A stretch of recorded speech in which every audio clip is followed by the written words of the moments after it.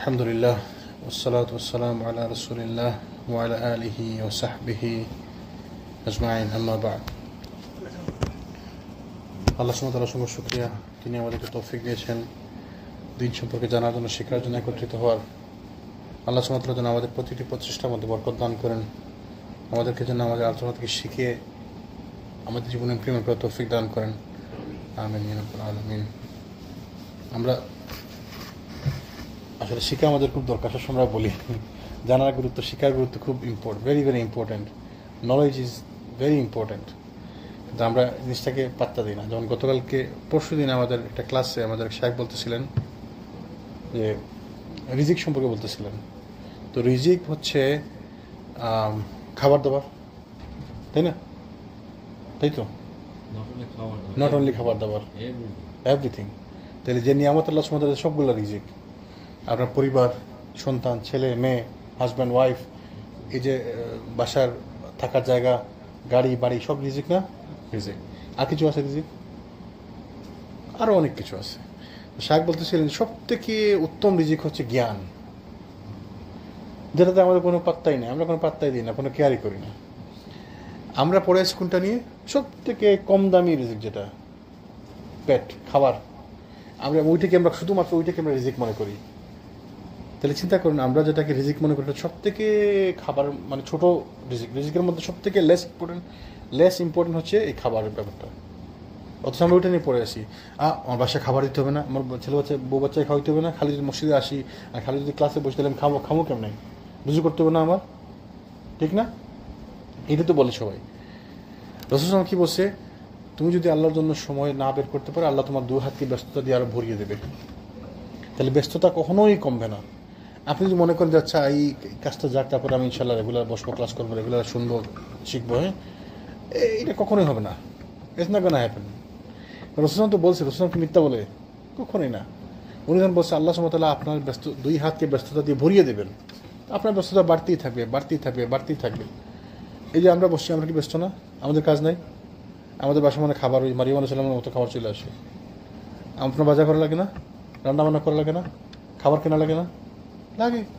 তা আপনি বসতে পারতেছেন কারণ আপনি বসছেন এবং আল্লাহ ওইটাতে সুযোগ দিছে, আল্লাহ তৌফিক দিছে। আপনি চেষ্টা করছেন, ইচ্ছা করছেন, আল্লাহ তৌফিক দিছে, আলহামদুলিল্লাহ। তো আমরা আলোচনা করছিলাম আবু বকর রাদিয়াল্লাহু আনহুর জীবনী সম্পর্কে। আমরা আরও হয়তো আজকের দিন সহ আরও হয়তো 3-4টি ক্লাস আলোচনা করব আবু বকরের জীবনী সম্পর্কে, রাসূল সাল্লাল্লাহু আলাইহি ওয়াসাল্লামের মৃত্যুর আগ পর্যন্ত। তারপর থেকে তো উনি খলিফা, তাই না? তখন আমরা পরবর্তী অধ্যায় আলোচনা করবো ইনশাআল্লাহ। আজকে আমরা কয়েকটি ঘটনা আলোচনা করবো আবু বকর রাদিয়াল্লাহু আনহুর জীবনে, মদিনাতে থাকাকালীন কিছু ঘটনা। তার মধ্যে কিছু ঘটনা আমরা জানি, কিছু ঘটনা আমরা জানি না। অনেক ঘটনা আমরা জানি, বিভিন্ন বর্ণনায় শুনছি, বিভিন্ন হাদিসে আসছে, বা বিভিন্ন সময় আবু বকর রাদিয়াল্লাহু আনহুর জীবনে অন্যান্য বইয়ের মধ্যে আমরা পড়ছি। আর এই যে বইটা আমি ফলো করছি, এটা শেখ আলী সাল্লাবি, ডক্টর আলী সাল্লাবি রাহিমাহুল্লাহর বই। এই বইয়ের মধ্যে তিনি অনেক ডিটেলস আলোচনা করছেন। তো এখানে অনেকগুলো ঘটনা তিনি নিয়ে আসছেন যেগুলো আমরা সাধারণত শুনতে পাই না, কিন্তু এগুলা অনেকগুলো ঘটনা আছে, সহিহ বর্ণনায় আসছে, তাই না? যেমন একটি ঘটনা আমরা আলোচনা করি, যদি আবু বকর রাদিয়াল্লাহু আনহু একবার মির্দাসে প্রবেশ করলেন। মির্দাস কি? মির্দাস হচ্ছে ইহুদিদের একটি সিনাগোগের মতো, প্রার্থনালয়, ইহুদিদের প্রার্থনালয়। মির্দাসে প্রবেশ করলেন। মিদ্রাস ছিল ইহুদিদের একটি উপাসনালয়। এখানে মূলত তাওরাত তিলাওয়াত করা হতো, মানে ইহুদিদের উপাসনালয়। তো মির্দাসে ঢুকে আবু বকর রাদিয়াল্লাহু আনহু একজন ব্যক্তিকে কেন্দ্র করে কিছু লোককে বসে থাকতে দেখলেন, মানে তাদের একজন ধর্মগুরুর মতো, ইমাম। আচ্ছা, তো এই ব্যক্তির নাম ছিল ফিনহাস, ইহুদিদের একজন বড় পণ্ডিত। আবু বকর রাদিয়াল্লাহু আনহু ফিনহাসের দিকে অগ্রসর হলেন এবং উপস্থিত লোকদেরকে উদ্দেশ্য করে বললেন, তোমাদের জন্য আফসোস, আফসোস তোমাদের জন্য, আল্লাহকে ভয় করো, ইত্তাকিল্লাহ, ইসলাম কবুল করো তোমরা, কারণ তোমরা যে দিনের উপর আসো এটা তো ঠিক না। আর তোমরা তো জানো মুহাম্মদ সাল্লাল্লাহু আলাইহি ওয়াসাল্লাম সত্য নবী এবং তিনি সত্য দিন নিয়ে আসছেন। তো তোমাদের জন্য আফসোস হইতেছে আমার, তোমরা ইসলাম কবুল করো। দাওয়াত দিলেন।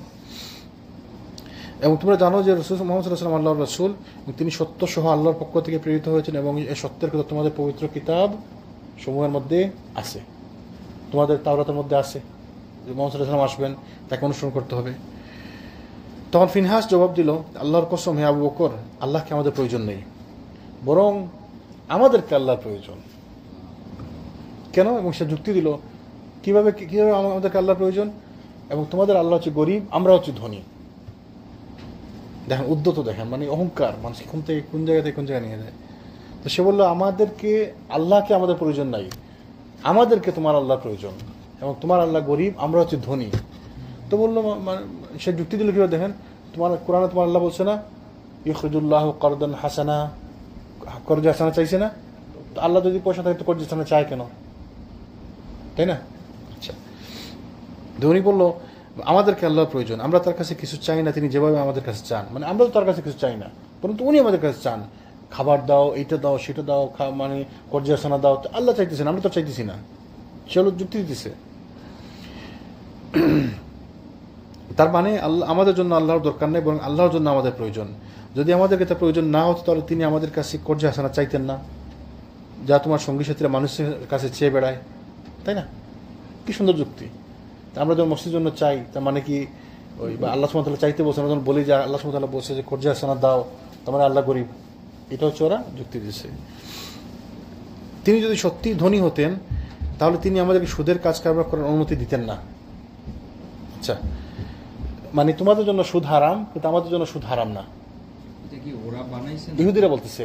ইহুদি কি অ্যাকচুয়ালি সুদের ওদের জন্য পারমিসিবল? না না, ওদের ধর্মগ্রন্থে তো সুদের ব্যাপারে নাই। তাহলে নাই যখন, তো বলছে তোমাদের ধর্মগ্রন্থে আছে হারাম, আমাদের জন্য এটা হারাম না। তাহলে তিনি যদি আসলেই মানে পয়সা হওয়া, তাহলে আমাদেরকে তিনি পারমিশন দিতেন না। মানে যুক্তি দেখাইতেছে আমরা ধনী, আমাদের কাছে পয়সা আছে, আমরা সুদের কারবার করি, আমাদের কাছে অনেক পয়সা। আচ্ছা, তো এই কথা শোনার পর আবু বকর রাদিয়াল্লাহু আনহু তাকে কষে একটা তোড় দিলেন, থাপ্পড় দিলেন ওইখানে। আবু বকর রাদিয়াল্লাহু আনহু তো নরম মানুষ, কিন্তু যখন আল্লাহ এবং রাসূলের বিরুদ্ধে কোনো কথা যায় তখন আমাদের সবার উচিত রিয়েক্ট করা ওইভাবে যেভাবে আল্লাহ রাসূল সাল্লাল্লাহু আলাইহি ওয়াসাল্লাম রিয়েক্ট করছেন, এবং ওইটাই সুন্নাত। যখন কোরআন সুন্নাহর বিরুদ্ধে কেউ বলবে তখন আমি no, it's not gonna work. আপনাকে কেউ বোকা দিছে, আপনার আম্মা আব্বাকে বোকা দিছে, আপনাকে বোকা দিছে, দ্যাটস ফাইন, আপনি সহ্য করে যাবেন। কিন্তু আল্লাহ এবং রাসূলের বিরুদ্ধে, সুন্নতের বিরুদ্ধে কেউ কথা বললে আপনাকে বলতে হবে। এই কথাটা প্রসঙ্গে একটা কথা, জি, এটা খুবই জরুরি বটে।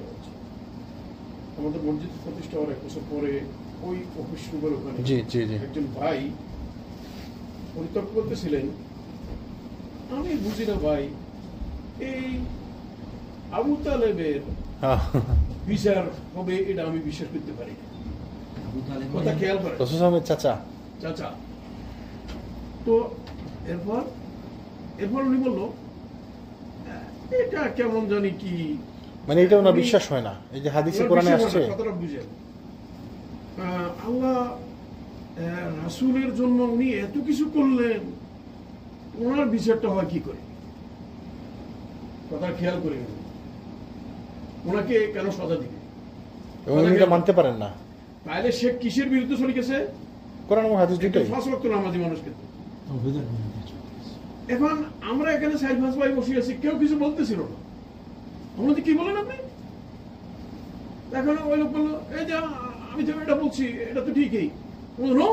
আপনি এটা ফিরে নেন, এখন ফিরে নিতে হবে। আপনি ইমান নিয়ে সমস্যা আছে, প্রবলেম আছে, আপনি এটাকে বুঝতে হবে। ওখানেও হয়তো 2-1 ভাই আমার এই ব্যাপারটা একটু সহজভাবে নেয়নি, কিন্তু আমি তো রাইট ছিলাম, এবং এটাই সত্য, এবং এটাই সত্য। কথা বুঝেন, কিসের বিরুদ্ধে গেছে? সেই কোরআন হাদিস দুটোর বিরুদ্ধে গেছে। কোরআন এবং হাদিস দুইটার বিরুদ্ধে তার কথা, এবং সে প্রিন্সিপাল, সে সত্য। সে বলে যে এটা কেমন, এটা কেমন, এটা হয় নাই। আমি কি আপনি আল্লাহ এবং আল্লাহ রাসূলের ডিসিশনকে মানে ইয়ে করে দিতেছেন, রুলে দিতেছেন? না, এটা কি কেমন হয়নি কি, তাহলে চিন্তা করে, মানে ব্যাপারটা কত বিপজ্জনক অবস্থা। আপনি কি 5 ওয়াক্ত সালাত তাকে জিজ্ঞেস করেছিলেন যে তাহলে কি আপনি কি তাহলে মুসলিম বিশ্বাস করতেছেন? তাকে জিজ্ঞেস করতেন আপনি কি বিশ্বাস করেন? হ্যাঁ, তাকে জিজ্ঞেস করছেন আপনি তাহলে তাকে কি বিশ্বাস করেন? আরে সে তো একটা আবেগে আছে। না না, উনি বিশ্বাস, মুসলিম বিশ্বাস করে না। উনি বলতেছে যে এত কষ্ট করলো, এত পরিশ্রম করলো, এত হেল্প করলো, তার সাজা হবে, সে জাহান্নামে যাবে, এইটা আমি মানতে পারি না। কোরআন থাকলেও আমি এটা মানতে পারি না। উনি ওনার যুক্তিতে মনে হইতেছে যে এত ভালো কাজ করছে। ওনার যুক্তিতে কি কথা বুঝেন না, সে কোন আবেগে গেছে? সে আল্লাহর কোরআনকে অস্বীকার করে সে আবেগের দিকে চলে গেছে। কি এত কিছু করলো আল্লাহ রাসূলুল্লাহ, এই লোকের কেমন আল্লাহ জানে? মানে আল্লাহর দেওয়া এই সাজাটা উনি মানতে পারতেছে না। উনি আপনি বললেন যে হ্যাঁ এটা বিচার হবে না, ঠিকই তো হবে। সে তো সাল্লাল্লাহু আলাইহি ওয়াসাল্লামের ব্যাপারে সুন্দর বলছে। কাফেরের কোনো বিচার না, আমি বিচারের কথা বলি না। এটা তো বলতেছি, আমি বলছি আপনি এই কথাই তো বলতে পারবেন না। সেটা তো আমি বলতেছি। আপনি বলবেন তার পিছে ভাবা না, যাক ওইটা নিয়ে অনেক কথা হয়েছে, পরে উনি এসে আমরা ভুল বুঝতে পারছি, উনি এসে বলে সরি বলছে অনেকদিন পরে। অনেকদিন পরে আসি সরি বলছিস। উনি তো নবীর শাখাকে উনি অস্বীকার করতেছে। এখানে সাধারণ মানুষকে মনে করে এরা যাবে, আমাদের বলা দরকার নাই, না, না।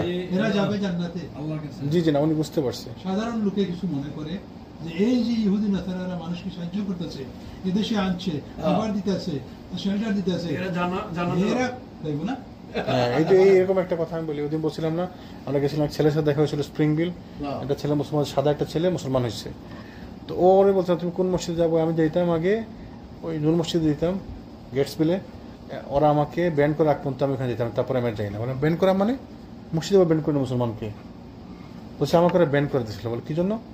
বলে একদিন ইমাম সাহেব বলতেছিল যে ইহুদি খ্রিস্টানকে কিন্তু কাফির মনে করা যাবে না, এই যে ইহুদি খ্রিস্টানকে কাফির মনে করা যাবে না। এটা বলার সাথে সাথে আমি দাঁড়িয়ে বলছি যে আপনি এটা কি বলছেন, আপনার তো ইমান সমস্যা, আপনার ইমান ভাঙছে, আপনি আবার শাহাদা পড়ে মুসলমান হতে হবে ইমাম সাহেবকে। এটা বলার পরে আমাকে ব্যান করে দিছে। চিন্তা করেন, একটা নো মুসলিম, নতুন মুসলিম, সাদা ছেলে, ইয়াং ছেলে, একটা নো মুসলিমের বক্তব্য আর একটা তো সে ঠিক বলছে না? মুসলিম আমনে খালি মুসলিম না তাই নন ভাই কি মারাত্মক ইমাম। একজন মুসলিম বিশাল এক মুসলিমদের ফ্যান্ডেলে অডিয়েন্সের ইমাম সামনে ইমাম বলতেছে এই কথা। ওই মসজিদের ইমাম, আমরা কথা বুঝছি মানে ওদের মসজিদে। তাহলে নো মুসলিমের অবস্থাটা কি দাঁড়াইছে আর এই মুসলিমদের কি অবস্থা দাঁড়াইছে?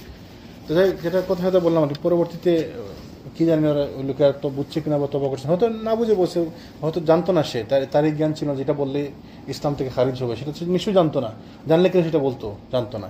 তো যখন জানানো হয়েছে তাকে, তারপরে তার উচিত ছিল পড়াশোনা করা এবং তার কাছে এসে আল্লাহর কাছে তবা করে দিনে ফিরে আসা। এটা করছে কিনা জানি না, করে না এটা, আল্লাহু আলাম। তাকে ওই মসজিদে করে দিয়েছে। হ্যাঁ, তো এই বলতেছিলাম আর কি যে দিনের ব্যাপারে কোনো কথা যখন আসবে তখন আমাদেরকে আনসার দিতে হবে। তো আবু বকর তাকে যখন কষের থাপ্পড় দিলাম, তারপরে বললেন যে আল্লাহর কসম যার হাতে আমার জীবন, হে ইসলামের দুশমন, যদি তোমার সাথে কোনো চুক্তি না থাকতো তোমাদের সাথে আমাদের মধ্যে রসুল চুক্তি করছেন না ইহুদিদের সাথে, তো ওই চুক্তি যদি না থাকতো তাহলে তোমাকে আমি আজকে কল্লা উঠিয়ে দিতাম, গর্দান উঠিয়ে দিতাম। তো ফিনহাস এই ঘটনার পর রাসূল সাল্লাল্লাহু আলাইহি ওয়াসাল্লামের কাছে আবু বকর রাদিয়াল্লাহু আনহুর বিরুদ্ধে নালিশ করতে আসলো। রাসূল সাল্লাল্লাহু আলাইহি ওয়াসাল্লাম আবু বকর রাদিয়াল্লাহু আনহুকে জিজ্ঞেস করেন যে কি তোমাকে এই কাজ করতে বাধ্য করেছে, কেন তুমি এই কাজ করলা? জি, কালকে একজন তো মানি মেসে দেখছেন তো, ওই যে ইয়েতে ওই ইউটা, হ্যাঁ ইউটা ওটা হচ্ছে ও পুরা জুইশ কমিউনিটিকে সমর্থন দেয়, নাম্বার ওয়ান। ইসরায়েলের এই ব্যাপারগুলোকে পূর্ণ সমর্থন দেয় এবং এই যে গাজার এই মৃত্যুগুলোকে সে সমর্থন দেয় এবং আমেরিকার ইউথ জেনারেশনকে সে পুরা ইয়া করে। ইউটাতে এমন একভাবে তারা মারছে জানেননি, ইউটা ইউনিভার্সিটির কাছাকাছি একটা জায়গায় একটা অনুষ্ঠানে সে বসি ইউথদের একটা প্রোগ্রামে বক্তব্য রাখতেছিল, এমন সময় দূরে একটা বিল্ডিং এর ছাদের উপর থেকে একজনে স্ট্রেট মারে দিয়েছে। জি, দেখাইছে পুরো দিন না, ওর পুরো চেহারা দেখাইতে পারে না, কিন্তু এরকম একটা ছবি দিছে, আমি কিছুক্ষণ আগে নিউজটা দেখে এলাম, এ হতে পারে একে ধরে দেওয়ার জন্য $1,00,000 পুরস্কার। জি। তো রাসূল তাআলা জিজ্ঞেস করলেন যে আবু বকর তোমাকে কেন কি কাজ করতে বাধ্য করলো? তিনি বললেন যে ইয়া রাসূলুল্লাহ, এত ইসলামের বিরুদ্ধে কটাক্ষ করে কথা বলেছে এবং সে বলেছে আল্লাহ গরিব এবং তারা ধনী, এবং সে যখন এই জঘন্য কথা বলে তখন আমি রেগে গিয়ে তাকে আলে তারপর মেরেছি। এবং তখন ফিনহাস সামনে ছিল, ফিনহাস মিথ্যা বলে না না না আমি এগুলো বলি নাই। তখন আপনি কি করবেন? হ্যাঁ, মানে আবু বকর যেন তো বলছে যে আমাকে সেইভাবে করছে, তাকে আমি জন্য মারছি, তখন সে সামনে বলছে না না আমি এগুলো বলি নাই। তো এটা তো হয় সবসময়, এরকম তো হতেই পারে, যেন আপনার কাছে আমার বিচার নিয়ে গেছে একজন, আমি বললাম যে সেই রেটে করছে, সে অস্বীকার করলো, তখন একটা সমাধান কি? কোনো সমাধান আছে? তখন তো রেকর্ডিংও ছিল না, অডিও ছিল না, টেপও ছিল না, ভিডিও ছিল না, ক্যামেরা না যে ক্যামেরা বাইট করেন, আর কেউ তো তার পক্ষে সাক্ষী দিবে না আবু বকর রাদিয়াল্লাহু আনহুর পক্ষে, তাহলে সমাধান কি হবে? তো সমাধান দায়িত্ব নিচ্ছেন আল্লাহ সুবহানাহু ওয়া তাআলা। আল্লাহ সুবহানাহু ওয়া তাআলা সমাধানের দায়িত্ব নিলেন, আল্লাহ কি করে সাথে সাথে আয়াত নাযিল করে দিলেন, বাস সমাধান হয়ে গেল। দেখেন আবু বকর রাদিয়াল্লাহু আনহু কীরকম ইমানদার, কীরকম মানে দেখেন কীরকম তাওহীদ, সুবহানাল্লাহ। আল্লাহ বিরুদ্ধে কথা বলছে, আমি তাকে চড় মারছি, আমি মিথ্যাবাদী সাক্ষী নেই, আল্লাহ সুবহানাহু ওয়া তাআলা আয়াত নাযিল করে দিয়েছেন। আল্লাহ সুবহানাহু কোরআনে কি আয়াত নাযিল করেছেন? লাকাদ সামিআল্লাহু কাওলাল্লাযিনা ক্বালু, লাকাদ সামিআল্লাহু, আল্লাহ শুনলেন, আল্লাহ শুনতেছিলেন যখন সে বলল। আল্লাহ সুবহানাহু ওয়া তাআলা কি বলছেন দেখেন, লাকাদ অবশ্যই আল্লাহ শুনতেছিলেন যখন সে বলল, যখন সে ওই কথাটা বলছিল, ক্বালু ইন্নাল্লাহা ফাকির, এটা সূরা হচ্ছে, দেখি তো আপনাকে বলতে হবে, সূরা আল ইমরানের মধ্যে 181 নম্বর আয়াত। লাকাদ সামি আল্লাহু কাওলাল লাযিনা ক্বালু ইন্নাল্লাহা ফাকীরুন ওয়া নাহনু আগনিয়া। আল্লাহ শুনতেছিলেন যখন তারা বলতেছিল যে আল্লাহ হচ্ছেন গরিব আর আমরা হচ্ছি ধনী। তা আল্লাহ সাক্ষী দিলেন, দেখেন কি সুন্দর, সুবহানাল্লাহ, কোনো কথা লাগে। সানাকতুবু মা ক্বালু ওয়া কাতলুহুমুল আম্বিয়া বিগাইরি হক ওয়া নাকুলু যুকু আযাবাল হারিক। নিঃসন্দেহে আল্লাহ তাদের কথা শুনেছেন যারা বলেছে যে আল্লাহ হচ্ছেন অভাবগ্রস্ত, আমরা হচ্ছি বিত্তবান। এখন আমি তাদের কথা এবং যেসব নবীকে তারা অন্যায়ভাবে হত্যা করেছে তা লিখে রাখবো। তা আল্লাহ বলছেন যে তাদের কথা আমি লিখে রাখবো। তারা নবীকে হত্যা করছে না, তারা যেসব নবীকে হত্যা করছে এগুলো আমি লিখে রাখবো। এবং অতঃপর বলবো আস্বাদন করো জ্বলন্ত আগুনের আযাবান হারিক, আগুনের আযাব আস্বাদন করো। তো এই যে মিথ্যা কথা বলছে, আল্লাহ তাদের শাস্তি দিলেন না সাথে সাথে। তো দেখেন আবু বকর রাদিয়াল্লাহু আনহুকে কি ধরনের সম্মান, আল্লাহ সুবহানাহু ওয়া তাআলা তার প্রোটেকশনের জন্য আয়াত নাযিল করে দিলেন। তা আমাদের জন্য তারা আয়াত নাযিল করবেন না, কেন করবেন না? কেন সিলসিলা বন্ধ হয়ে গেছে? কিন্তু আমার আপনার পুরস্কার কি আল্লাহর কাছে থাকবে না? অবশ্যই থাকবে। আপনি আল্লাহর দিনকে প্রোটেক্ট করবেন, আপনি মনে করেন এটা আননোটিস যাবে? অবশ্যই না। আমি নোটিস করতেছি না, উনি নোটিস করতেছেন না, কেউ আপনাকে 100% আল্লাহ সুবহানাহু ওয়া তাআলা বলছে যে সরিষার দানা পরিমাণ যদি ভালো কেউ কাজ করে কিয়ামতের দিনে দেখানো হবে, সরিষার দানা পরিমাণ যদি খারাপ কাজ কেউ করে তাকে কিয়ামতের দিনে দেখানো হবে। তাহলে আপনি যদি আল্লাহর দিনের জন্য কথা বলেন, আল্লাহর দিনের জন্য কাজ করেন, আমরা তো সমস্যা ওই জায়গায়। আমি মনে করি কি আমি চাই জাহাঙ্গীর ভাই দেখুক, আপনি দেখেন, আপনারা দেখুক, আমি যে কাজটা করলাম আপনি দেখছেন, আপনি করছেন, আপনি ছিলেন, আপনি শুনছেন, তার মানে আমি চাই আপনি আমার জন্য থ্যাংক ইউ বলেন, সাক্ষী হন। কিন্তু আপনার থ্যাংক ইউ পাইয়া তো আমার লাভ কি? আপনি যদি আমাকে বরঞ্চ খারাপ কথা বলেন আমি খুশি, আমার খুশি হওয়া উচিত। কিন্তু আমরা পারি না এটা, আমরা দুর্বল ইমানের মানুষ, আমাদের ইমান খুব দুর্বল। আমাকে আপনি কথা বলছেন, আপনি একটা কথা, আমি সাথে সাথে মন খারাপ করি। হাসান বসরির কথা বলছিলাম না রাহিমাহুল্লাহ, ওনার কাছে একজন বসে আছে, ইয়া ইমাম আপনার কথা অমুকে তো আপনার কথা খুব খারাপ বলছে, গীবত করতেছে। বলছে মাশাআল্লাহ আলহামদুলিল্লাহ, বলে খাবার টাবার রান্না করে পরে দিন তার বাসায় নিয়ে গেছে, অনেক খাবার রান্না করে তার বাসায় নিয়ে গেছে। বলছে ভাই তোমার জন্য অনেক শুকরিয়া, অনেক ধন্যবাদ তোমাকে, তোমার জন্য আমি এনাফ খাবার নিয়ে আসতে পারিনি, যে পরিমাণ সব তুমি আমাকে দিছো ওই পরিমাণ খাবার আমি তোমার জন্য নিয়ে আসতে পারিনি, আমাকে মাফ করে দিও। আমরা পারবো এরকম? উনি কিন্তু মন থেকে খালিস নিয়তে করছে যে আপনি আমাকে যে উপকার করছেন, আমার যে উপকার আপনি করছেন ওই পরিমাণ উপকার তো আমি আপনার করতে পারতেছি না, আমি আপনাকে অত খাবার দিতেও পারতেছি না, আমাকে মাফ করে দিন। এটাকে বলে মিথ্যা বললে গীবত, অপবাদ। তাইলে এই যে কারোর বিরুদ্ধে মিথ্যা সাক্ষ্য দিলে অপবাদ, আর সত্য কথা বললে গীবত। তাহলে এইগুলা কি আমরা পারবো? এরকম ইমান আমাদের আছে? আমার বিরুদ্ধে একজন বললে আমাকে ওইটা বর্তাইতেই হবে, আমাকে এটা প্রমাণ করতেই হবে। সুবহানাল্লাহ। সাক্ষ্য না মানে কারোর বিরুদ্ধে যদি কেউ সত্য কথা বলে, যে কোনো খারাপ কথা না, সাক্ষ্য না মানে ব্যাপারটা হচ্ছে আমার ব্যাপারে খারাপ মন্তব্য করাটা হলো গীবত। খারাপটা হচ্ছে যেটা সত্যি আমার কাছে আছে কিন্তু এটা বলা গীবত। জি। আর মিথ্যা বলাটা হচ্ছে অপবাদ, মিথ্যা বলা হলো বড় অপরাধ, বহতান, স্ল্যান্ডার, বড় ধরনের বড় অপরাধ এটা। গীবতের চেয়ে আরো ডেঞ্জার। তারপরে আবু বকর রাদিয়াল্লাহু আনহু যে ফিনিহাসের সাথে রাগ করলেন, এজন্য আল্লাহ সুবহানাহু ওয়া তাআলা আয়াত নাযিল করলেন, লাতুবলাউন্না ফি আমওয়ালিকুম ওয়া আনফুসিকুম ولتسمعن من الذين أوتوا الكتاب من قبلكم ومن الذين أشركوا। অবশ্যই ধন সম্পদ এবং জনসম্পদে তোমাদেরকে পরীক্ষা করা এবং অবশ্যই তোমরা শুনবে পূর্ববর্তী আহলে কিতাবদের কাছে এবং মুশরিকদের কাছে বহু অশোভন কথা। তার মানে আল্লাহ সুবহানাহু ওয়া তাআলা বলে দিলেন যে ওরা তোমাদের ব্যাপারে অনেক খারাপ কথা বলবে, ইটস ওকে। পূর্ববর্তীদের কাছে, আহলে কিতাবদের কাছে খারাপ কথা বলবে তোমাদের। কেন বলবে না? আপনি আল্লাহর দিনের উপর আছেন, আপনার খারাপ কথা বলবে না? অবশ্যই বলবে, এবং এটা হওয়ার উচিত, এবং এটা হবেই। রাসূলদেরকে বলছে, নবীদেরকে বলছে, সবাইকে বলছে, সাহাবীদেরকে বলছে, যে আবু বকরকে বলছে, পরবর্তীতে আমাদের সালফে সালেহিনদের সবাইদেরকে বলা হয়েছে। ইমাম ইবনে তাইমিয়া রাহিমাহুল্লাহ, যুগে যুগে যত মানুষই ভালো কাজ করছে সবার বিরুদ্ধে। আচ্ছা, ইবনে তাইমিয়া রাহিমাহুল্লাহ যাকে শাইখুল ইসলাম বলা, মানে ব্যাপারটা আবার চিন্তা করেন, যাকে বলা হয় শাইখুল ইসলাম, পৃথিবীতে মাত্র একজন লোককে সারা পৃথিবী ব্যাপী সাক্ষ্য দিচ্ছে শাইখুল ইসলাম। মানে কোরআনের শিক্ষক, হাদিসের শিক্ষক, ফিকহের শিক্ষক, মানে কোন সাবজেক্টে ওনার, এই জন্য তাকে বলা শাইখুল ইসলাম। এই লোকের মৃত্যু হয়েছে কোন জায়গায় জানেন? কারাগারে। তাকে 9 দফা কারাগারে বন্দী করে রাখছে। কে বন্দী করে রাখছে? নন মুসলিম শাসক না, মুসলিম শাসক। বারংবার তাকে জেলে বন্দী করে রাখছে, এবং তার মৃত্যু হয়েছে কারাগারে। আচ্ছা, ইমাম আহমদ ইবনে হাম্বল রাহিমাহুল্লাহ 10 লক্ষ হাদিসের হাফিজ, 10 লক্ষ হাদিসের হাফিজ, আপনি জানি 10 লক্ষ হাদিস আছে, 10 লক্ষ হাদিসের হাদিস তাকে বন্দি করে রাখছে, জেলে নিছে, তাকে অত্যাচার করছে, তাহলে এগুলো হবেই, এগুলো হবেই। আপনাকে যদি খারাপ কথা বলে তার মানে না যে আপনি দিনের শহীদের উপর নাই, আপনাকে কোরআন হাদিসের উপর থাকতে হবে। এখন কে কি বললো না বললো পরোয়া করা যাবে না।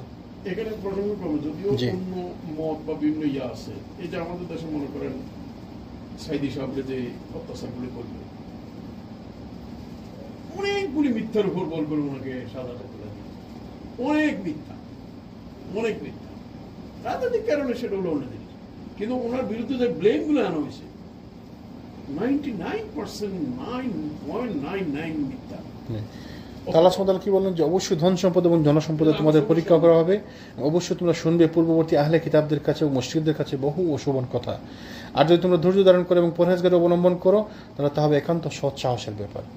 আল্লাহ সুবহানাহু ওয়া তাআলা কি বললেন, তোমরা ধৈর্য ধারণ করো এবং তোমরা এই পরহেজগারিতা অবলম্বন করো। That's it. জি। কোশ্চেন হচ্ছে, আপনি বললেন যে যখন দিনের ব্যাপারে কথা হবে তখন আমাকে প্রতিবাদ করতে হবে এবং পারলে মাইলও দিতে হবে, কারণ হলো let me finish। জি আবার কোরআনে বলছে তুমি ধৈর্য ধারণ করো। জি কনফ্লিক্ট আমি জাস্ট বলতেছি জি। Conflict some kind of conflict. না, কনফ্লিক্ট নেই। কনফ্লিক্ট আসলে আমাদের বুঝের মধ্যে, আমরা বোঝার মধ্যে কনফ্লিক্ট। যেমন যদি এখানে কেউ এসে ইসলামের বিরুদ্ধে কোনো কথা বলে, এখন ধরেন সে লোক অজ্ঞ, সে জানে না, তাহলে আমি তাকে বুঝাইতে পারি, তাই না?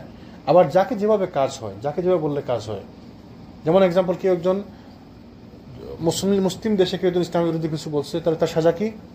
সে মুরতাদ, তার সাজা হয়ে গেলে তাকে ফাঁসি দিতে হবে, তার মৃত্যুদণ্ড দিতে হবে, তার মানে তাকে সহ্য করা যাবে না। অমুসলিম দেশে যদি কেউ বলে তাহলে আপনি তাকে সাজা দিতে পারবেন না। কেন? কারণ সাজা তো আপনার এখতিয়ার না, আমার ক্ষমতা অনুযায়ী আপনার এখতিয়ার না, তাহলে আপনার ক্ষমতা যে আপনি কাজ করবেন। তারপর অনেক সময় আছে এই হিকমা অবলম্বন করতেন রাসূল সাল্লাল্লাহু আলাইহি ওয়াসাল্লাম। যেমন দেখেন সাহাবীরা, তখন সুমামা ইবনে উসাল যখন রাসূল সাল্লামকে অপমান করলো মসজিদ নববীতে বসে, সাহাবীরা রাগ করছে, সাথে সাথে আগুন হয়ে গেছে। কেন?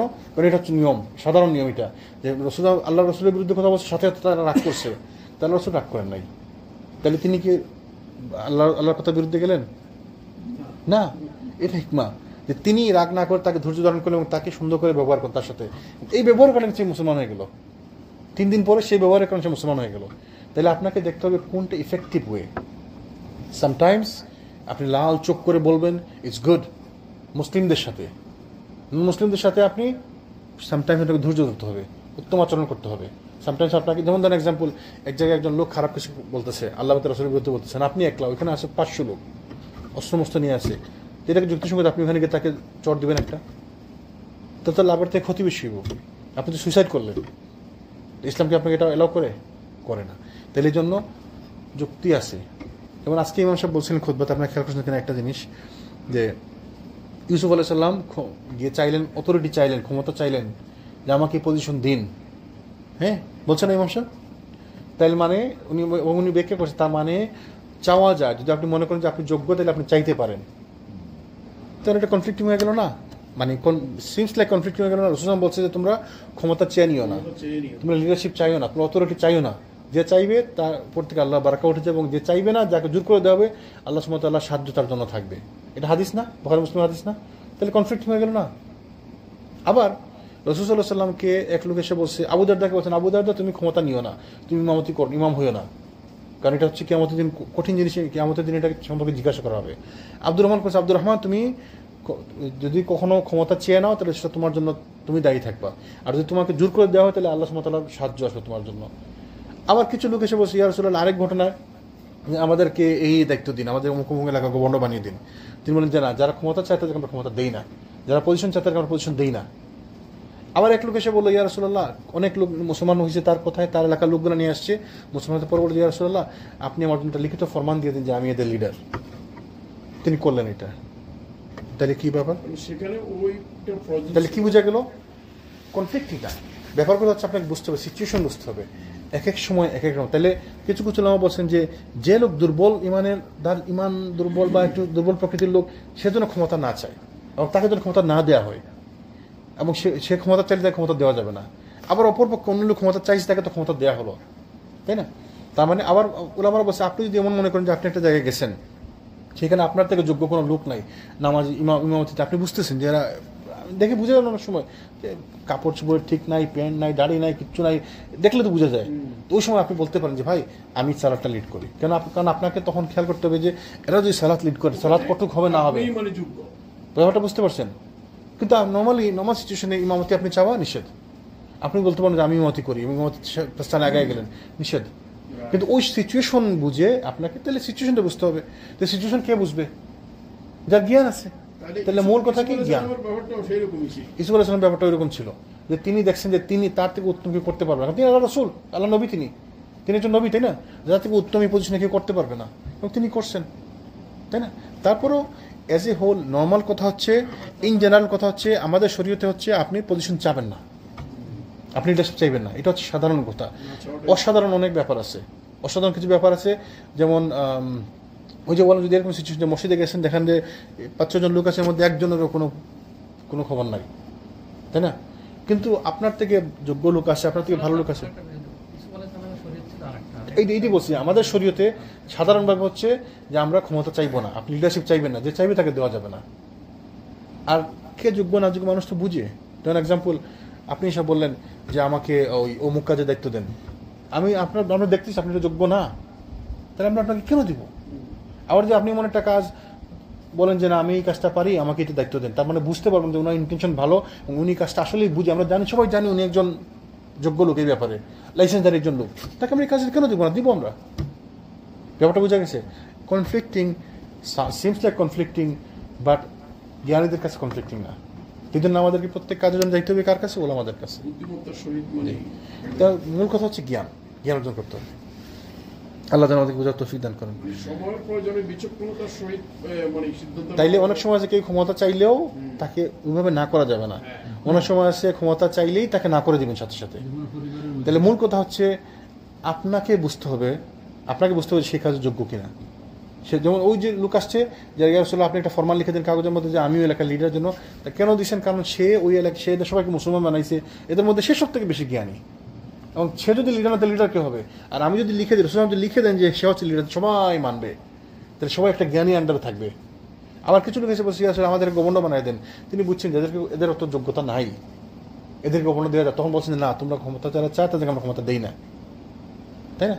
এই জন্য তো এই ঘটনাগুলো পড়লে আমাদের সমাজ ব্যবস্থা অনেক কিছু ইজি হয়ে যায়। আমরা তো এগুলো করি না।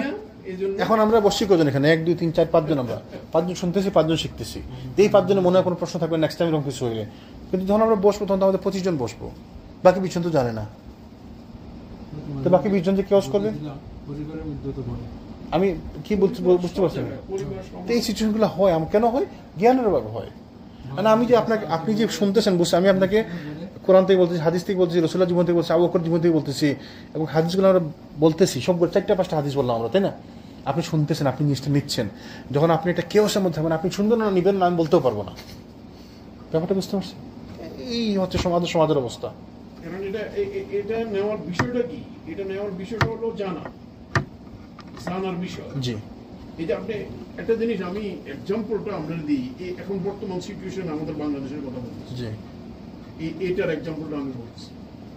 এই যে আজকে একটা ছাত্র সংগঠন, বলতে হবে এটা রাজনীতি, মানে তারপরে এটা এখানে আসে, কথাটা এই উদাহরণটা দিয়ে কেন আমি বলি, এই যে কিছু সচেতনতা, মানে আপনার সাথে একটা ক্রস, আপনার ভিতরে যে মানে কিছু দেওয়া, যে কে বা কারা কি, এই যে এই জানাশোনার মধ্যে একটা ইলেকশন হয়েছে গত কয়েকদিন আগে, কথা বুঝেন নাই?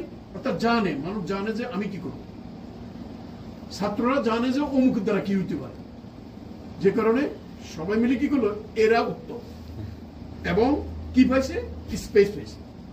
অর্থাৎ অনেক সময় আমরা উত্তম লোক হইলেও স্পেস পাচ্ছেন না, এই জন্য আপনি কি চাইতে পারতেছেন না। এরকম অনেক ভালো মানুষ নির্বাচনে দাঁড়াই বের করছে না, জিরো।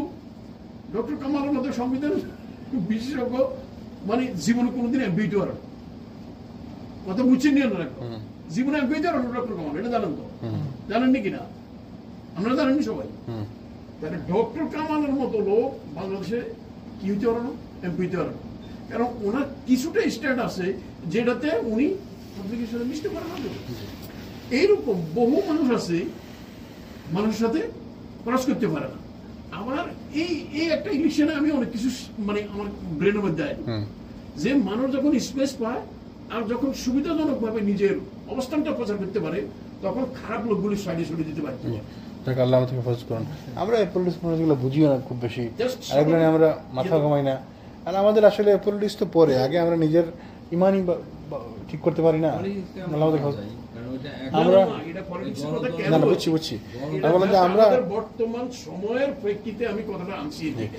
আমরা আমাদের ইমানই সেভ করতে পারি না। এই এক কথা মনে মাথায় আসে, ওই এক কথা মাথায় আসে, নামাজের মধ্যে বসলে 200 কথা আসে। একটা কথা বলে দেই, ওরা নেগেটিভ যেটা মনে করতেছে যে ইসলামের জয় হয়ে গেছে, মানে না, না না না না, আমরা ইসলামের কোনো ব্যাপার নেই, এটা রাজনীতি ব্যাপার। আপনি ভুল বুঝছেন। আমি কিন্তু ইসলামের কথা বলি নাই এখানে। আপনি বলেন নাই, বাট আপনি খুশি হওয়ার কিছু নাই। না না, আমি খুশি হওয়ার কিছু নাই এখানে। যাক, আমরা আগে ইনশাআল্লাহ।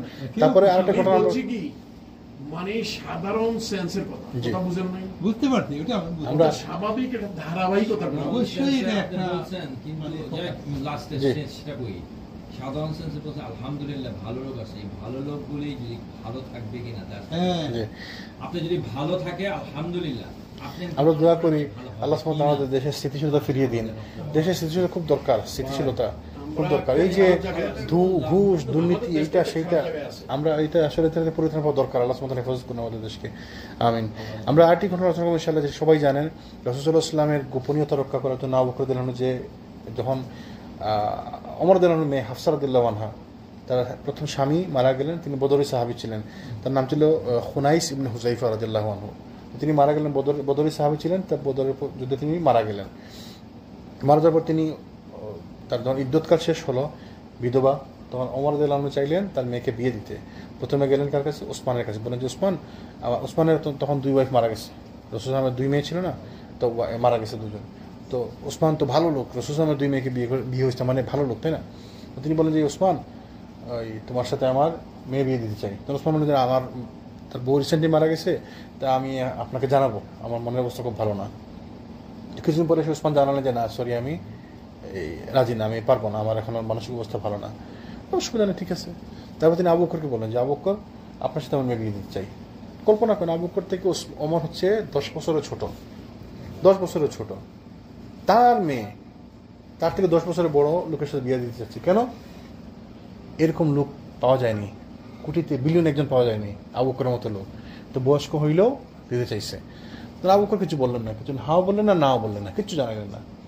ওমর একটু মনক্ষুণ্ণ হলেন, মানে ব্যাপারকে ওসমানকে আমি বললাম, ওসমান তো আমাকে অন্তত না করছে, আবু বকর আমাকে কথাই বললেন না। তো মনে মনে ওমর একটু মন খারাপ। কিছুদিন যাওয়ার পর যখন রাসূল সাল্লাল্লাহু আলাইহি ওয়াসাল্লাম হাফসার জন্য বিয়ে করতে চাই, হাফসাকে বিয়ে করতে চাইলেন, তখন ওমর যেন হাফসার সাথে তার বিয়ে দিলেন। তখন আবু বকর গিয়ে বললেন ওমরকে, ওমর আপনি মানে আমার উপরে একটা রাগ আনন্দিত, তাই না? বলে হ্যাঁ, একটু তো মন খারাপ আমার, কারণ ওসমান তো অন্তত আমাকে জানাইছে না, আপনি তো কোনো কথাই বলেন নাই। বলছে আমি তো আসলে জানতাম আল্লাহ রাসূল হাফসাকে বিয়ে করতে চাচ্ছিলেন, সেই জন্য আমি কিছু বলতে পারি নাই। তো দেখেন, এই যে আমরা কি পারবো এরকম কথা বলতে, এরকম কথা রাখতে পারবো? আপনি আমি একটা কথা বলি, ভাই কাউকে বলা যাবে না, এইটা আমরা এই শর্ত সঙ্গে অন্যকে বলি যে ভাই আমি আপনাকে বলছি কিন্তু কাউকে বলা যাবে না, ভাই এটা কিন্তু কথা হচ্ছে কাউকে বলা যাবে না, আপনি কিন্তু কেয়ারফুল, ভাই ওই যে আমরা কিন্তু কথা হচ্ছে কাউকে বলা যাবে না, কিন্তু তারা কাউকে বলা যাবে না বুঝলে সবাইকে বলে বেড়াই, তাই না? আমরা পারি না, এই যে একটা চরিত্র, একটা ক্যারেক্টার, ওটা তো বললাম কাউকে বলেন না। তাহলে দেখেন আমাদের কি একটা ক্যারেক্টার, আর আবু বকরের কি ক্যারেক্টার, এটা কিন্তু মনে হচ্ছে এটা ছোট একটা ব্যাপার, তাই না? যে কল আসছিল নাইজেরিয়া থেকে, যা বইলা রাখা, ওই যে স্ক্যামগুলা, স্ক্যাম, কিন্তু 10টার সময় আমাদের জুম মিটিং আছে, আমি বলছি কেন, আচ্ছা, তো আচ্ছা। আপনাদের থেকে জানাইলাম এগুলা কল আসলে বলবেন যে দাঁড়া তোরা আমি পুলিশের সাথে কানেক্ট করি, দাঁড়া তোরা খুঁজতেছে পুলিশ, এই বললে সাথে সাথে কেটে দিবে, সাথে সাথে কাইটা আপনাকে মেসেজ দিয়েছিল সব কেটে দিবে, আপনাকে ব্লক করে দিবে সাথে সাথে। কল আসতে পারে, এই জন্য বলে দিলাম।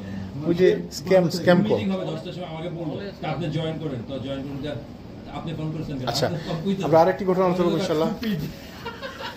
তাইলে এই ছিল, তাহলে দেখেন আবু বকর যে ক্যারেক্টার, এটা কিন্তু ছোট ব্যাপার না, এই যে গোপনীয়তা রক্ষা করতে পারে, আমরা পারি না, আমাদের এত দুর্বল আমরা, সুবহানাল্লাহ। চরিত্রের কি কঠিন চরিত্র দেখেন, মানে শক্ত চরিত্র অধিকারী, এটা কি আমরা পারি না? অমুকের কথা তমুকের কাছে বলা, অমুকের কথা তমুকের কাছে বলা, এক বর্ণনা বলা, ভাই আমি কিন্তু বলতাম না, এক ঘটনা বলে দিচ্ছি, ভাই আমি জানি না কিন্তু 2 বছর তারপরে আমি বলতেছি আপনাকে, ভাই এই জিনিসটা কিন্তু আমি বলতে চাই না, কিন্তু বলা দরকার, আপনার জানা দরকার।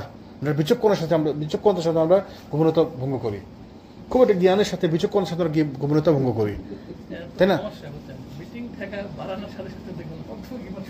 আচ্ছা বুঝছেন ভাই, এই জিনিসটা কিন্তু আমি বলতেছি আপনাকে, এটা কিন্তু বলা ঠিক না, যদি এটা গোপন একটা কথা, কিন্তু আপনাকে আমি বলতেছি কেন, আপনার জানা দরকার। গোপনীয়তা ভাঙলাম বিচক্ষণতার সাথে, জ্ঞানের সাথে, কি এটা বুদ্ধির সাথে আমি আপনার গোপনীয়তা ভাঙলাম। তো এই জিনিসগুলো, আমাদের চরিত্র দুর্বল, ক্যারেক্টার দুর্বল, আমাদের খুবই দুর্বল ইমানের লোক আমরা। এই যে আমাদের মসজিদের ঘটনা হচ্ছে, মহিলা জানে অথচ আমি জানি না, বা আমি আরেকবার লোকে কথা হয়েছে এই কথাটা একজন মহিলা আরেকজন মহিলার কাছে বলতেছে, আরেকজন মহিলা মহিলার কাছে। সুবহানাল্লাহ। যাক, তো এই হচ্ছে মানে এগুলো পড়তেছি কেন, আমরা শিখতেছি কেন, জানতেছি কেন, কারণ আমাদের এখান থেকে লেসন নেওয়া উচিত। এই জিনিস আমাদের লেসন নেওয়া উচিত না, শেখা উচিত না আমাদের। আবু বকরের ক্যারেক্টার কিরকম ছিল, যেজন রাসূল সাল্লাল্লাহু তাকে প্রেজ করছে, আল্লাহ সুবহানাহু ওয়া তাআলা তাকে প্রেজ করছে, এরকম ক্যারেক্টার আমরা চাই না। আবু বকর তো নবী না, আবু বকর তো রাসূল না। আবু বকর যদি পারেন সাধারণ মানুষ, আমরা পারবো না? পারা উচিত না? চেষ্টা করা উচিত না আমাদের? আবু বকরের মতো আমরা হইতে পারবো না। আবু বকর সিদ্দিকদের সর্দার, নবী রাসূলদের পরে সর্বপ্রথম জান্নাতি লোক হবেন আবু বকর রাদিয়াল্লাহু আনহু। আমরা হইতে পারবো না, কিন্তু আমরা চেষ্টা তো করতে পারি। আমাদের তো চেষ্টাই নাই। আমরা হচ্ছি মানে কিভাবে আপনাকে ছোট করা যায়, কিভাবে আপনাকে ছোট করা যায়। আমার কাজ হচ্ছে আপনাকে ছোট করা। আপনাকে ছোট না করতে পারলে আমি বড় হতে পারবো না, মানে এমন একটা ধারণা। মানে বড় মনে হয় এই একটুকি আছে বাজারে, এই তিনটাই আছে মনে হয়, আপনারটা ভাঙলে আমি একটা পাবো। ওই দিন এক ভাই প্রশ্ন করতেছিল যে একটা ভালো কাজের কথা আমাকে বলছে, যে আমি যদি ভালো কাজটা করি তাইলে মানে আমাকে দিয়ে করাবে ভালো কাজ, একটা ভালো কাজ আপনি যদি করেন তা আপনি তো সব পাবেন, অমুকের ভালো কাজটা আপনি করতেছেন, তা আমার কি সব? আমার আপনারও সেম সব। তাহলে আপনার প্রথম বলছে আমাকে, আপনার কি সব? বলে আমারও সেম সব। তাহলে যার জন্য করার তারও সেম সব। কই সবাই সেম? তারপরে আল্লাহর কাছে কমতি আছে নাকি? আল্লাহ তো আমার আপনার মতো না যে 100 টাকা নিয়ে আসে 3 জনকে ভাগ করে দিব, 3 জন আসলে 30 করে, 2 জন আসলে 50 করে পাবেন। তাইলে তখন আমরা একজনের গোতা দিয়ে ফেলাই দিয়ে আমরা 2 জনে নিব 50 করে। আল্লাহর কাছে তেমন না। আল্লাহ সুবহানাহু ওয়া তাআলার কাছে সওয়াবের কোনো ঘাটতি নেই। আপনারও আল্লাহ 1 কোটি দিব, আপনারও দিব, আমারও দিব, সমস্যা কি? তাই না? আর বেশি দিতে পারে, বেখাইরি হিসাব, হিসাব ছাড়া দিবে। তো এই জন্য আমাদেরকে এগুলো থেকে শিখতে হবে।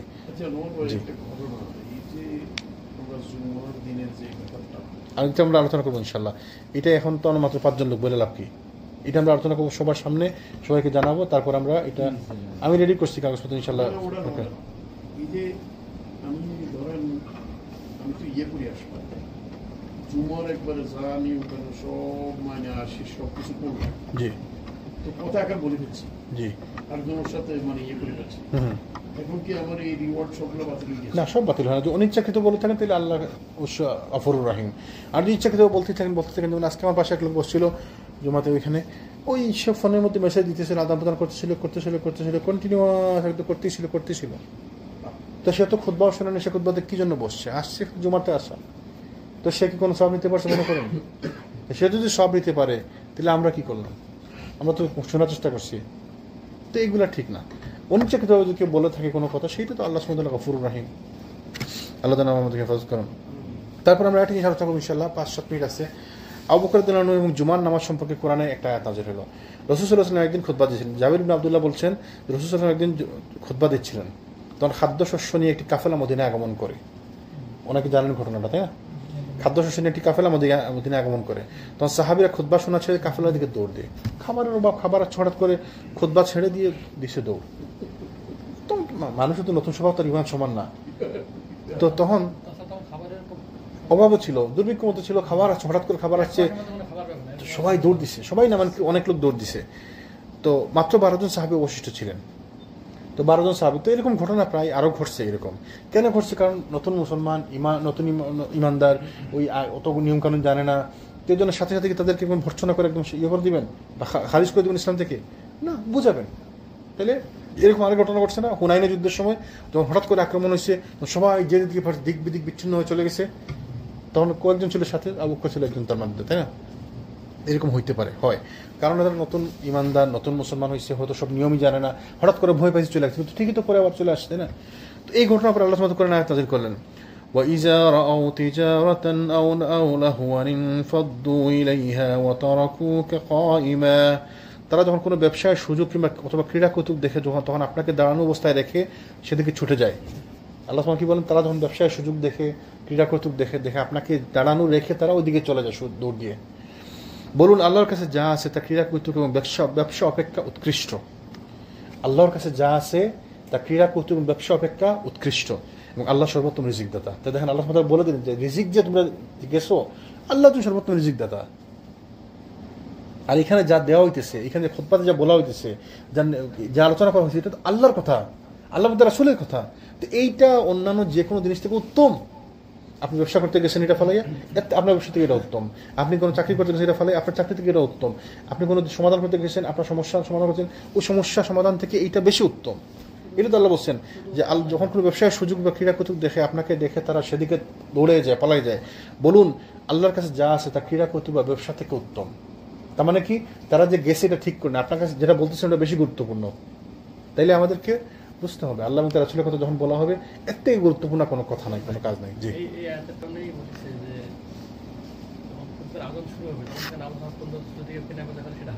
হ্যাঁ, এটা তো সূরা জুমাতের মধ্যে, সূরা জুমার মধ্যে আছে যে যখন তোমরা জুমার আযান হবে, জুমার ডাক দেওয়া হবে, তোমরা সবাই নামাজের জন্য আসো। তারপরে জুমার পরে তোমরা আল্লাহ বেরিয়ে পড়ো ব্যবসার উদ্দেশ্যে, কাজের উদ্দেশ্যে বেরিয়ে পড়ো। আজানের পরে যেগুলো কিছু করাই তো ওই প্রয়োজন থাকলে করবেন, কিন্তু জি আপনি তো ওখানে ইয়ে করা যাবে না। জি, এই মানে আপনি নামাজে আসবেন তো কত লোক অন্যরকম মানে একদম 1 মিনিট মধ্যে আসে, আর সবার আগে, সবার শেষে সবার আগে বেরিয়ে যায়। এরকম আমি চিনি, আমার আত্মীয় অঞ্চলের মধ্যে আসছিল, একদম সবার শেষে নামাজের মধ্যে ঢুকবে আর সবার আগে বেরিয়ে যাবে। মানে না, আল্লাহ সুবহানাহু ওয়া তাআলা ইহুদি বলছিল যে আমাদেরকে আল্লাহকে আমাদের দরকার নেই, আমাদেরকে আল্লাহর দরকার, যে আমরা ধনী, আল্লাহ গরিব। নাহলে সেখানে পর্যালোচনা চাই, আল্লাহকে একটু দয়া করতে আসলাম, ডাক্তার নিতে আসলাম, মানে আল্লাহ গরিব আমরা ধনী কেন? আল্লাহ বলছে না যে কর্জিয়াসানে দাও, তো তোমার আল্লাহ কর্জিয়াসানে চায় কেন যদি গরিব না হয়? জি, না না না না না না না না না খুতবা একবার চাইছিল আব্দুল্লাহ ইবনে মারওয়ান খলিফা যখন ছিল রাহিমাহুল্লাহ, উনি একবার চাইছিল যে এই ঈদের নামাজের আগে খুতবাটা দিবে। ওইটা একটা ঘটনা। তখন এক সাহাবীদের সাথে, নামটা ভুলে গেছি আমি, না আবু যর গিফারি না, ছোট একজন সাহাবী সাঈদ বিন মুসাইয়িব বা কি জানি একজন লোক ছিল। তো বললো যে এটা আপনি কি করেন? বলে তুমি বেশি বুঝো নাকি, আমি হচ্ছে খলিফা, আমি এটা দিব। বলছে না না না না না, তুমি যে খলিফা, তোমার থেকে আরো উত্তম যিনি, তিনি বলছেন যে জুমার খুতবা আযানের পরে, তুমি কেন জুমার খুতবা আগে দিও? আমি জুমার খুতবা আগে দিতে চাই, কারণ জুমা না, ঈদের নামাজের পরে মানুষ চলে যায়, খুতবা শুনতে চায় না, শুনতে পারে না এরা। বলছে তো কি হয়েছে? আল্লাহ রাসূল তো নিজেই বলছে, এবং আল্লাহ রাসূল নিজে বলছে না যে এখন আমরা খুতবা দিব এবং যে শুনতে চায় সে শুনবে, যে চলে যেতে সে চলে যেতে পারবে, খুতবা শোনার কোনো জরুরি না, বলছে না। এই কথাটা হাদিসের মধ্যে আসছে এবং এইভাবেই বলছে। এবং আমি যদি একবার খুতবা দিচ্ছি, আমি তো এটা বলছি, তো আমাকে একজন প্রশ্ন আসছে, আপনি এটা বললেন কিন্তু মানুষ চলে, বললাম এটা তো আল্লাহ রাসূল বলছে, আমি বলবো না মানে? আল্লাহ রাসূল যেটা বলছে, আপনার মনে আছে ওই যে ইয়েতে, ওই যে টার্মিনালে, রেল স্টেশনে, তা আমি এটা বরাবর আমি এই কথা বলছিলাম, যখন আমরা খুতবা শুরু হবে, যারা থাকতে চায় থাকেন, যারা চলে যেতে চান চলে যেতে পারেন, খুতবা শোনা ওয়াজিব না। যদিও অনেকে মনে করে, আমাদের কালচার একটা প্রচলন আছে খুতবা শোনা ওয়াজিব, খুতবা শোনা ওয়াজিব না। আমার খুতবা পরে বলছে যে আপনি বললেন যে মানুষ চলে যাবে, হ্যাঁ, কিন্তু কারো যদি কাজ থাকে সে চলে যাবে, সে শূন্য, এটা তো সে অসুবিধা নাই। রাসূল বলছে আমার ঈদগাহে আসবে, খুতবাতে বলেন, বলছে যারা ঈদের নামাজে আসবে না তারা যেন, মানে যারা বলছে ওই সবাই যেন আসে, সবাই যেন আসে, এবং মহিলা যদি তারাও যেন আসে, যেটা খুতবার জন্য বলা হয়, বলছে মানে ঈদের জমায়েতে শরীক হওয়ার জন্য বা ঈদের নামাজের জন্য আসার জন্য, তাই না? তখন নামাজ হচ্ছে ফরজ ওয়াজিব, নামাজ হচ্ছে সুন্নতে মুআক্কাদা, ঈদের নামাজ হচ্ছে সুন্নতে মুআক্কাদা, আর ঈদের খুতবা কেমন ওয়াজিব হয়? মানে আমরা আমাদের যুদ্ধতে যাই না, সুন্নত। তো এই আল্লাহ রাসূল যেখানে বলছে যে তোমরা চাইলে চলে যেতে পারো, আপনি বলেন যে আপনি এটা বলেন কেন? তো এই সমস্যা আমাদের কোরআন এবং হাদিসের দিকে যেতে হবে। তাহলে আল্লাহ সুবহানাহু ওয়া তাআলা কি বলছে? কুল মা ইনদাল্লাহি খায়রুম মিনাল লাহবি ওয়া মিনাত তিজারা, আপনি বলুন যে আল্লাহর কাছে যা আছে সেটা তোমাদের ক্রীড়া কৌতুক বা ব্যবসা থেকে উত্তম। তাহলে যখন আল্লাহ এবং রাসূলের কথা বলা হবে, এটা থেকে উত্তম আর কিছু হতে পারে না। হ্যাঁ, জরুরি থাকলে আপনি যাবেন, ইমার্জেন্সি থাকলে আপনি যাবেন, কিন্তু সবসময় ইমার্জেন্সি, সবসময় জরুরি, দিস ইজ নট গুড। ওই যে একটু কি বলছিলাম, আপনি যদি আল্লাহর জন্য সময় বের না করেন, আল্লাহ আপনার 2 হাতকে ব্যস্ততা দিয়ে ভরিয়ে দিবে, আল্লাহ রাসূল বলছেন সাল্লাল্লাহু আলাইহি ওয়াসাল্লাম। তাহলে আপনার ব্যস্ততা কমবে না, বাড়বে বাড়বে, বাড়তে থাকবে। আল্লাহ যেন আমাদেরকে হেফাজত করেন, আল্লাহ যেন আমাকে বোঝার তৌফিক দান করেন, আমরা যেন দিন সম্পর্কে বোঝার চেষ্টা করি, আল্লাহ আমাদেরকে দিন বোঝার তৌফিক দান করেন, কোরআন এবং সুন্নাতের মধ্যে আমাদেরকে তার তৌফিক দান করেন। সুবহানাকাল্লাহুম্মা ওয়া বিহামদিক, আশহাদু আল্লা ইলাহা ইল্লা আনতা আস্তাগফিরুকা ওয়া আতুবু ইলাইক।